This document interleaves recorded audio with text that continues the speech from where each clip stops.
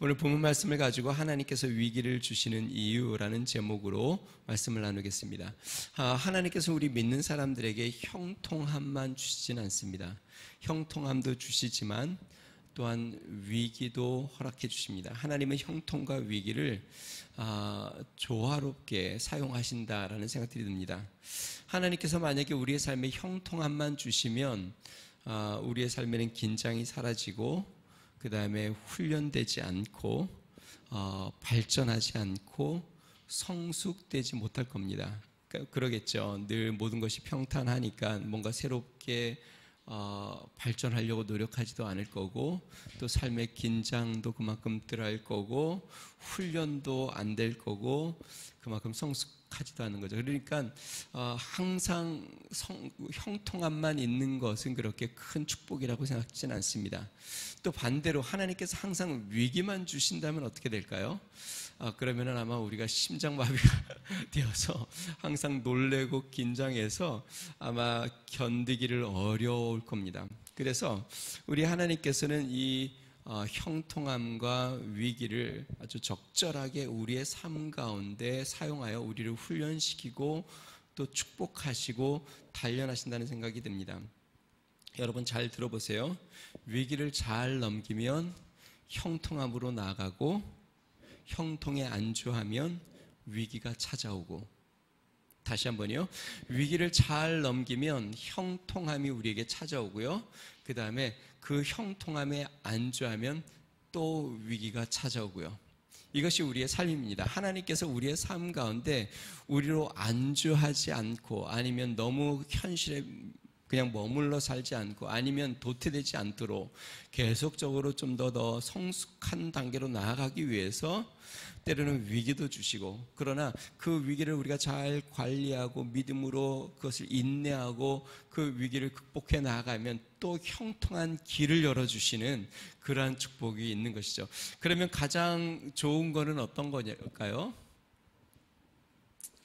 형통함 가운데도 안주하지 않고 항상 성숙하려고 자신을 돌아보고 힘쓰는 자에게는 큰 위기는 없겠죠? 그게 지혜로운 삶입니다. 그러니까 형통한 가운데서도 사람들이 보기에 야, 저 사람은 그 정도면 되는데 뭘 저렇게 또 배운다고 할까? 뭘 또 새로운 걸 또 시도한다고 할까?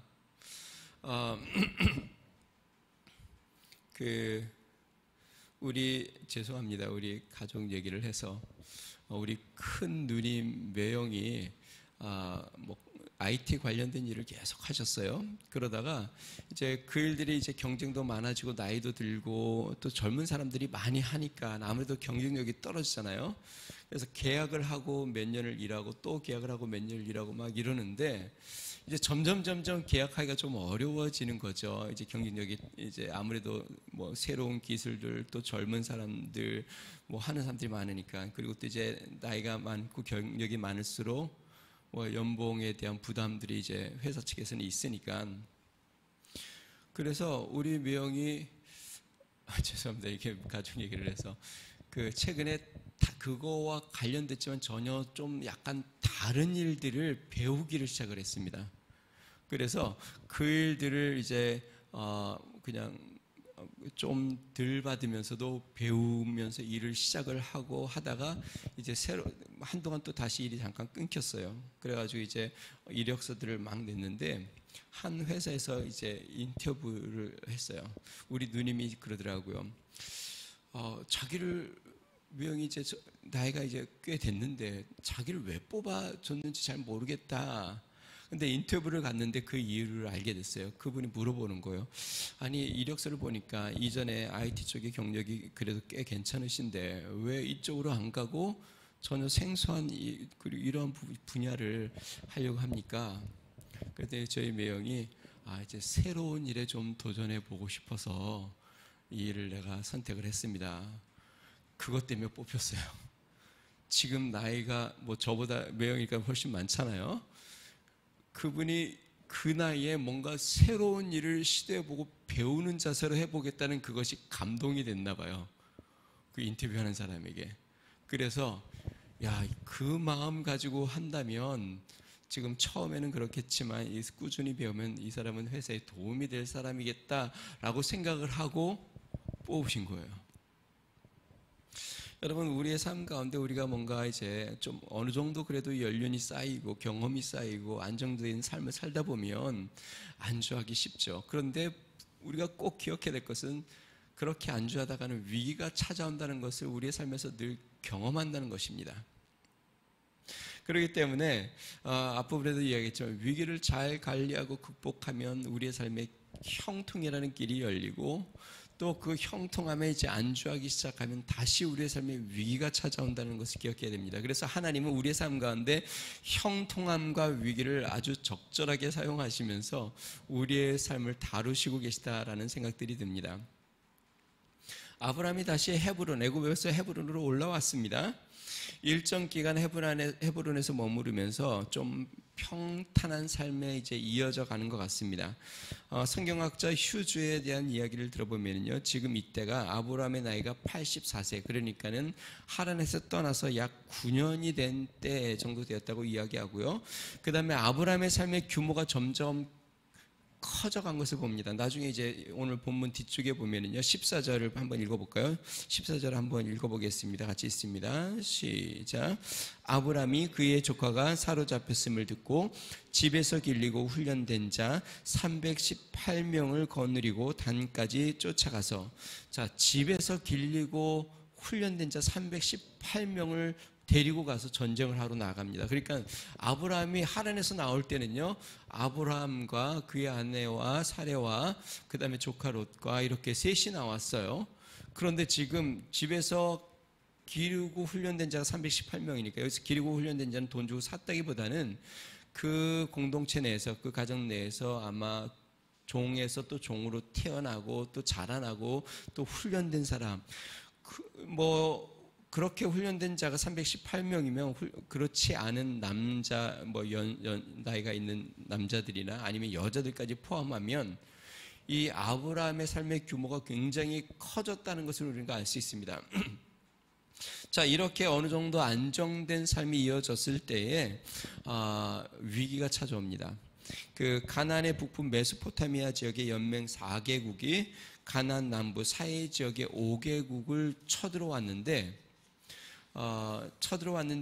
문제는 뭐냐면 거기에 조카 롯이 그 남부 지역의 연맹국들이 패하면서 조카 롯이 포로로 잡혀가고 모든 그 롯의 가족들과 그들의 모든 종들과 모든 것들이 다 그냥 포로로 끌려갑니다. 자, 이로 말미암아 아브라함은 이 연맹국들과 전쟁을 하게 되는 장면이 오늘 성경 말씀이에요. 그러니까 평화롭고 안정됐던 삶 가운데 이제 위기가 찾아온 것이죠. 318명이라고 했지만 실제로 전쟁을 주로 하는 이런 연맹국, 그것도 4개국 연맹한 그런 도시들과 아브라함이 혼자 맞서는 건 쉬운 일이 아닌데 어쨌든 아브라함 삶 가운데 큰 위기가 찾아온 것이죠.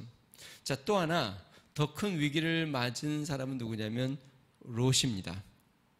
우리가 잘 알다시피 롯도 이제 규모가 삶이 커졌죠. 헤브론에 왔을 때, 이렇게 가나안으로 돌아왔을 때요. 그때 아브라함이 너가 좌하면 나는 우하고 너가 우하면 내가 좌하겠다. 그러니까는 너도 규모가 커졌고 나도 규모가 커졌으니까 함께 거하면서 서로의 목자들이 자꾸 싸우니까 우리가 이 간격을 좀 띄우자, 갈라서자.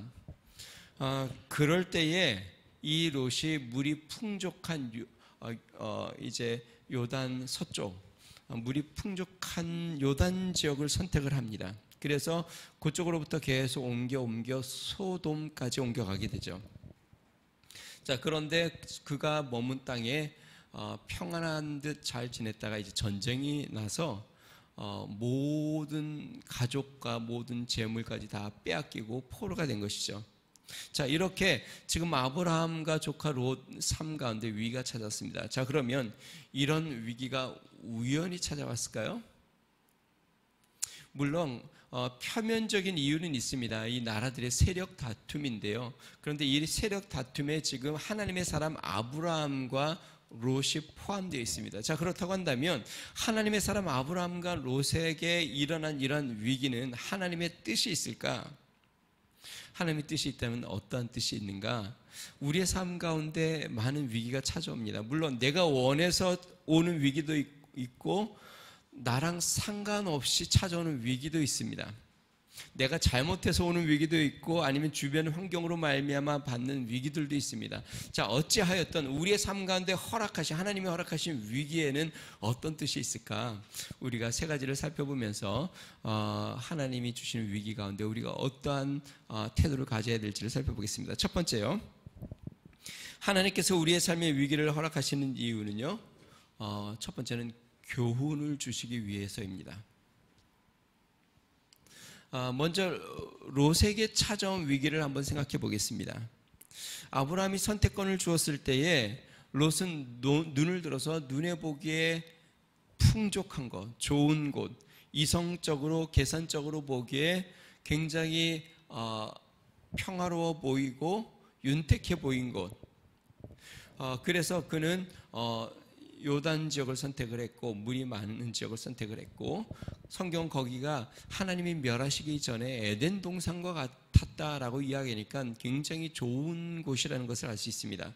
자, 문제는 무엇이냐면 이 소돔 지역에 악이 가득 찼다는 거죠.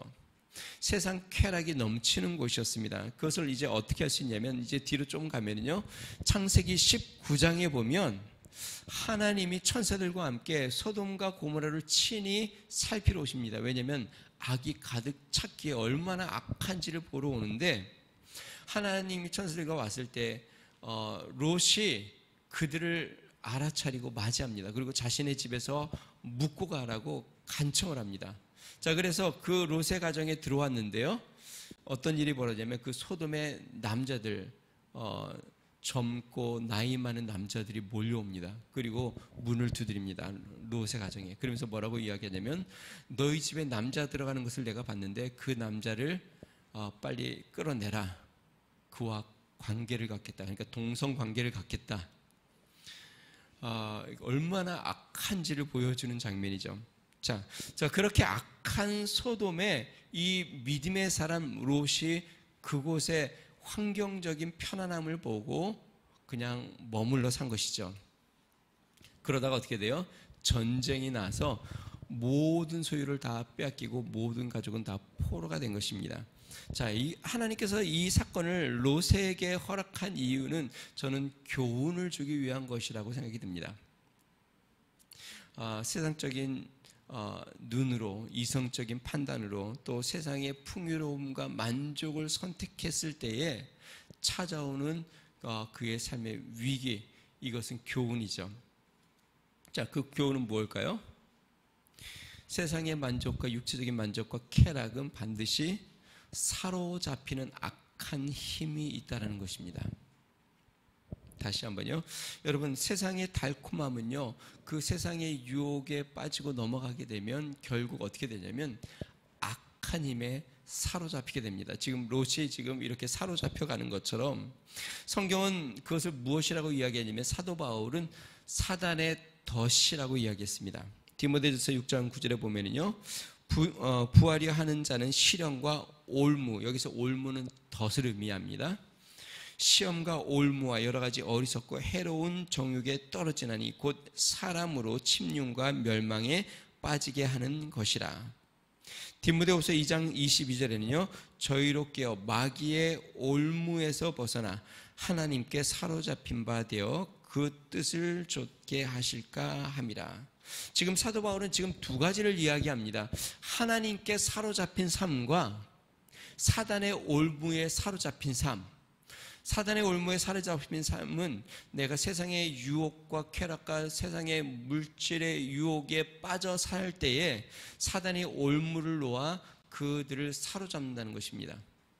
자, 이렇게 되면 멸망으로 나아가게 되는 것이죠. 자, 그 다음에는요, 또 하나는 하나님께 사로잡힌 자. 하나님께 사로잡혔다는 말은 성령님께 사로잡혀 성령님의 이끌림을 받는 삶. 우리가 사도행전에 이전에 사도행전 강의 때 살펴보았죠. 사도 바울이 아시아로 가려고 하는데 성령이 그 길을 자꾸 막죠. 그러면서 유럽 쪽에 환상을 보이면서 나를 도우라 마게도니아의 환상을 보면서 성령이 그의 길을 막으신 것을 봅니다. 결국 사도 바울은 자신의 계획이나 자신의 판단대로 자신의 진로를 결정한 게 아니라 성령이 이끄시는데 성령에 매여 그의 삶이 옮겨가기 시작했다는 것이죠. 다시 이야기하면 여러분 믿는 사람들도 두 종류의 사람이 있다는 걸 우리는 알 수 있습니다. 성령에 매여 사는 삶과 사단의 죄의 유혹에 매여 사는 삶이 있습니다. 근데 사단의 유혹에는 어떻게 매이게 되냐면 내가 세상의 유혹을 쫓아 살게 되면 그 덫에 걸려 사단의 덫에 걸려 매이게 되는 것이고 우리는 하나님 앞에 순종하면 성령에 매이게 됩니다. 그래서 사도 바울 로마서에서 뭐라고 얘기하냐면 우리 안에 죄의 법과 성령의 법이 있는데 우리가 어디에 순종하느냐에 따라서 우리는 그것의 종이 된다라고 이야기했습니다. 여러분 하나님께서 지금 롯에게 교훈하고 있습니다. 세상 유혹과 쾌락을 쫓아가게 되면 악에게 매여 세상의 종이 된다는 것을 지금 이렇게 붙잡힘을 통해서 보여주는 것이죠. 여러분 위기는 경고 사이렌과 같습니다. 물론 한 번에 우리의 인생이 확 망하는 경우들도 있지만 대부분은요 위기가 먼저 자꾸 찾아오는 것이죠. 그럴 때에 이 교훈을 받는 것이 필요합니다. 이스라엘 백성들이 광야를 지나서 가나안에 정착했을 때요 그들이 또 우상을 섬기기 시작합니다. 그럴 때마다 하나님께서 계속 경고를 줬죠. 이방 민족을 통해서 침략을 받고 또 고난을 받고 그래서 선지자들을 통해서 경고를 합니다. 결국 그들이 하나님의 경고를 무시하고 하나님을 멀리 떠났을 때 그들은 아수르에게 그리고 바벨론에게 완전히 멸망당하는 일들을 맞이하게 되죠. 지금 현재 우리는 앞부분에 제가 기도한 것처럼 말세를 살고 있습니다. 그래서 하나님께서 끊임없는 경고를 막 주는 것 같아요. 제가 오다가도 이제 그 차 안에서 언뜻 얘기했는데 언뜻 보니까 지금 일본이 이 태풍과 그다음에 폭우로 비가 얼마나 많이 오는지 정확한지는 제가 잘 모르겠습니다. 4일 동안 온 비가 일본의 1년 강우량만큼 왔다고 그래요.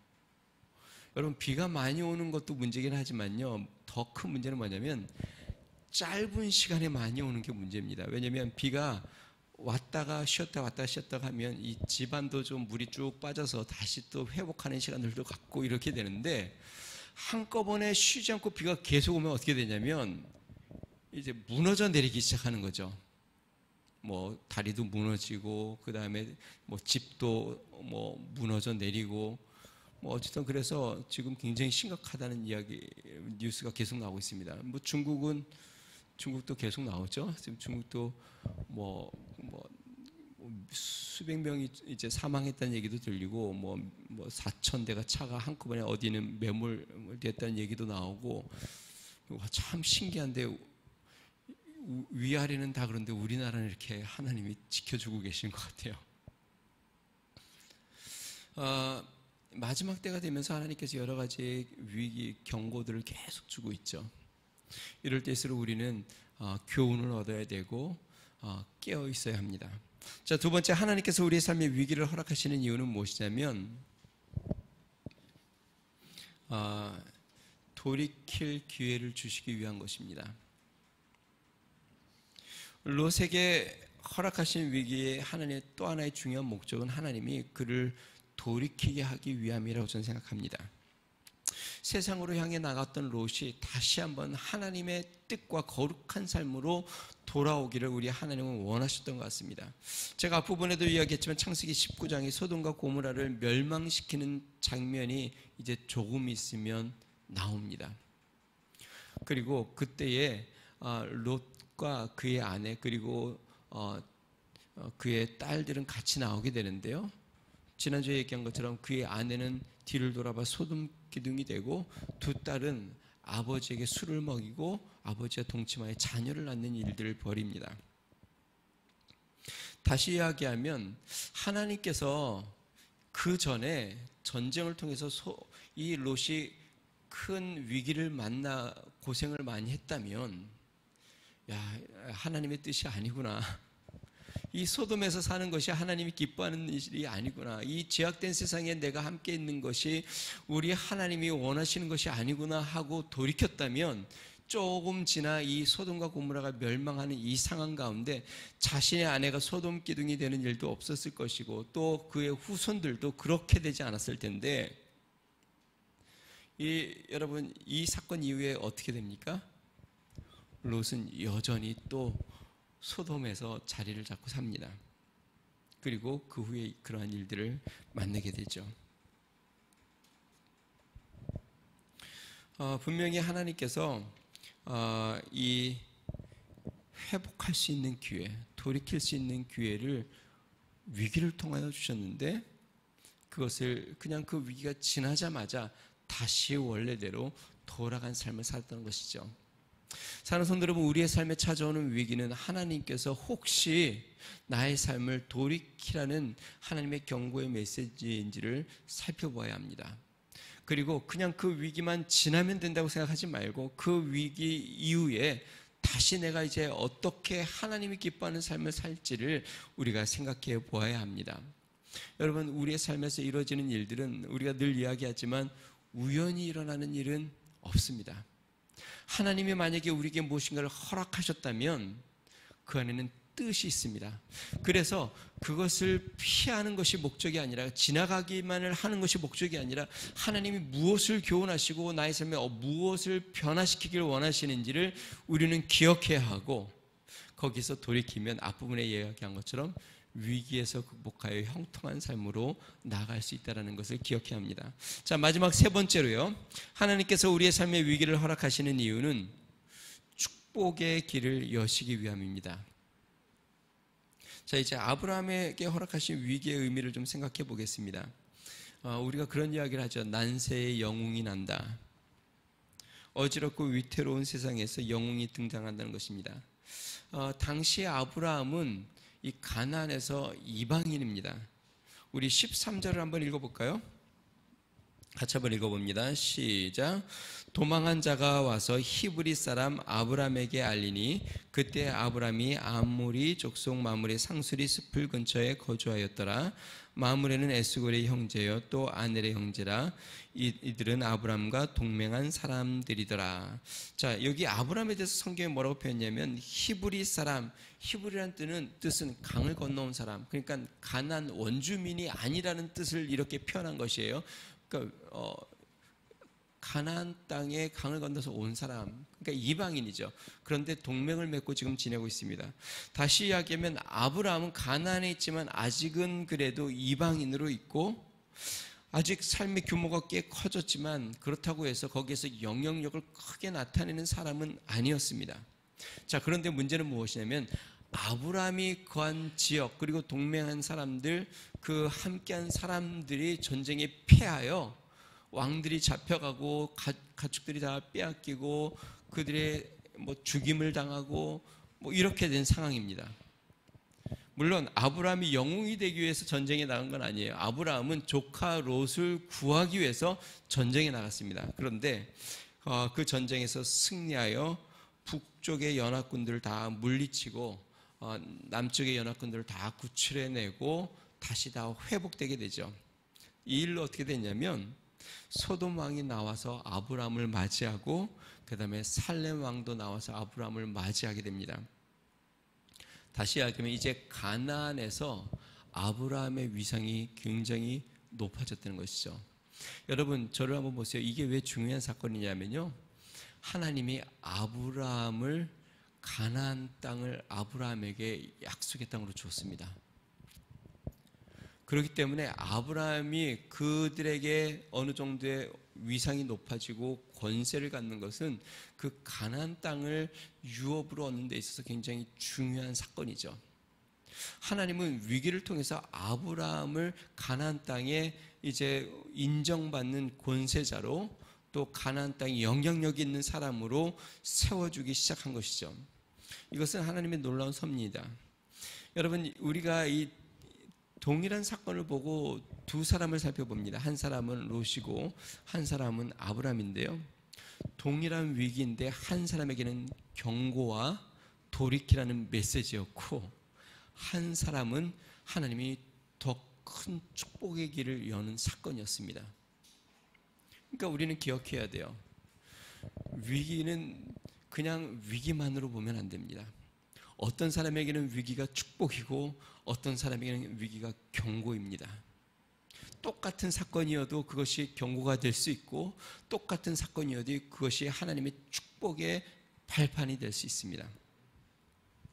아브라함에게는 하나님께서 그렇게 큰 축복의 길을 열어놓으셨고, 이후로 아브라함의 삶은 가나안에서 더 안정적으로 축복된 삶으로 나아가는 것을 보게 됩니다. 앞부분에서 이야기했습니다. 하나님은 우리의 삶 가운데 형통함과 위기를 적절하게 사용해서 우리의 삶을 인도하십니다. 위기를 만났을 때 우리는 우리의 삶을 한번 돌이켜 봐야 되고, 하나님의 교훈이 있는지, 아니면 하나님이 우리의 삶을 돌이키려고 하는지, 아니면 하나님이 뭔가 축복의 길을 여시려고 하는지 우리는 눈여겨보아야 합니다. 그리고 하나님의 뜻에 우리가 순종하고 믿음의 용기를 낸다면 이 위기는 오히려 우리의 삶의 축복으로, 우리의 삶의 형통함으로 인도해 주실 것을 믿습니다. 우리 같이 한번 기도하겠습니다. 우리 이 시간에 기도할 때에 오늘 아브라함과 롯이 만난 삶의 위기를 보았습니다. 동일한 위기지만 롯에게는 하나님의 교훈과 또 하나님의 돌이키는 사인이 있었고, 또 아브라함에게는 하나님의 축복에 예비하신 길이 있었습니다. 우리 삶 가운데 찾아오는 위기를 우리는 하나님의 뜻이 무엇인지를 잘 분별하고 또 믿음으로 대하고 믿음으로 결심하고 행하는 삶이 되도록, 이로 말미암아 우리 하나님의 뜻대로 살아가는 우리의 삶이 될 수 있게 해달라고 우리 같이 한번 합심하여 기도하겠습니다.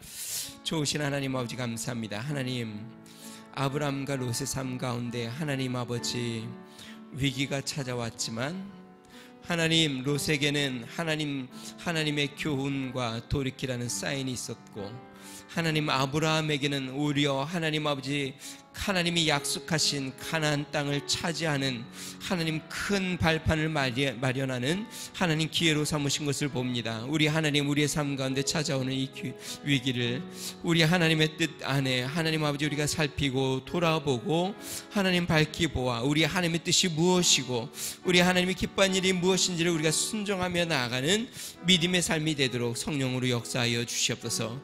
능하신 하나님 아버지, 우리의 성도들 삶 가운데에 하나님 세상에 안주하거나 하나님 아버지 세상에 빠져 사는 일이 없게 하여 주시고, 하나님 아버지 주님 죄에 매여 하나님 아버지 죄의 종이 되지 아니하고 오직 성령에 매여 우리 하나님이 종이 되어 하나님의 뜻대로 살아가는 믿음의 성도들이 되도록 우리 하나님 도우시고 인도하여 주시옵소서. 우리 하나님 축복하여 주시옵소서. 주님 감사합니다. 좋으신 하나님 아버지 감사합니다. 우리 하나님,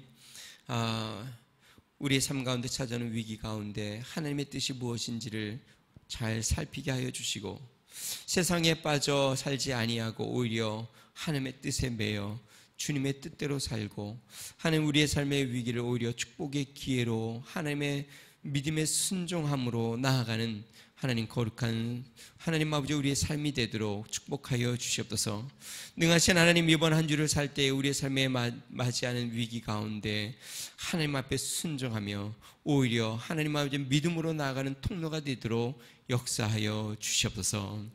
이제는 우리 주 예수 그리스도의 은혜와 하나님 아버지 무한하신 사랑과 성령님의 감동 감화 내주 충만케 하시는 종이 삶의 위기 가운데 하나님의 뜻을 발견하고 우리 하나님의 뜻대로 우리의 삶을 조정하고 또 하나님의 뜻대로 순종하고 나아가 우리 하나님의 뜻을 이루기를 소망하는 믿음의 성도, 가정, 몸된 교회와 나라와 민족 위에 이제로부터 영원토록 함께 하시기를 간절히 축원하옵나이다. 아멘.